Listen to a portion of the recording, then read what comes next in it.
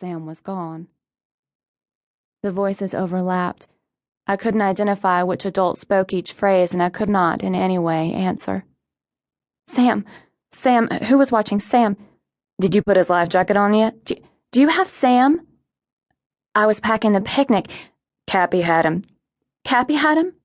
No, Boyd had him. Yes, Cappy.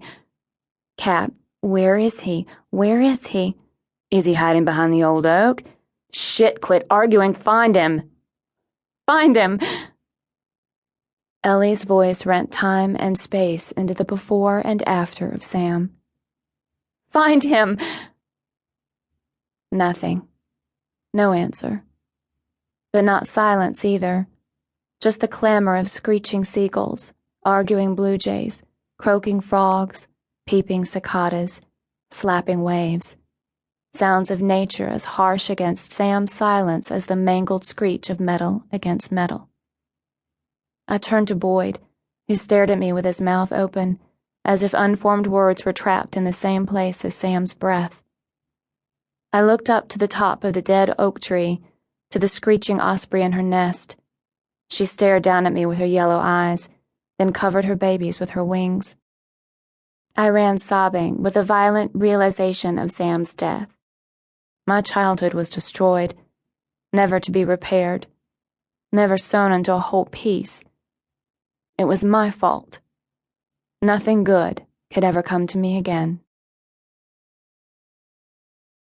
1. 18 years later. I had always felt life first, as a story. G.K. Chesterton. I knew I looked like a complete fool, standing on the front step of the porch in drawstring pajama bottoms and a tank top, watching Thurman drive away in the gritty light of pre-dawn. My unruly hair fell out of a tangled ponytail while a strap slipped off my shoulder.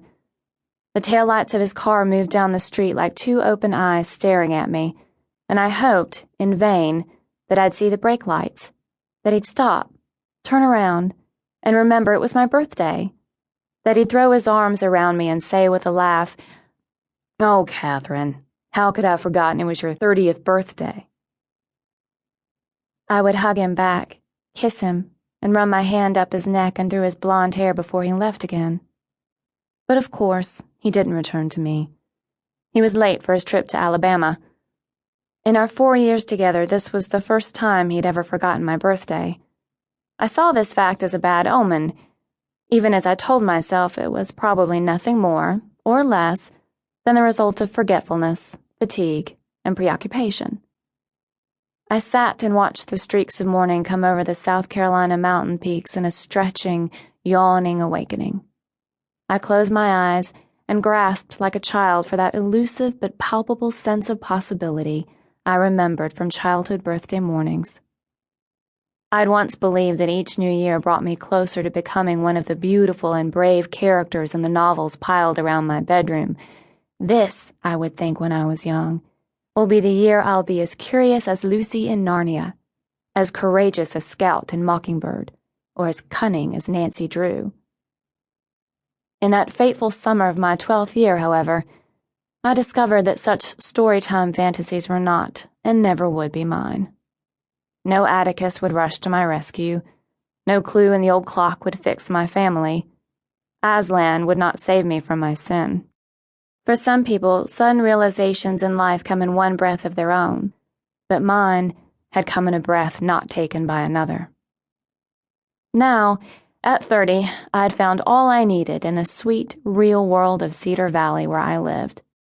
The mountain peaks forming a torn-edged horizon like a castle's crenellated walls, protecting me within a bowl of neatly laid-out streets lined with well-established homes and mature trees. I never climbed to the top of the surrounding hills to enjoy the distant vistas other people talked about after hiking up the mountainsides. I was content in my leafy bower. I hadn't left Cedar Valley, except for family vacations to Disney World or the Florida beaches to visit Dad's parents in Sarasota, since I'd moved here 18 years ago.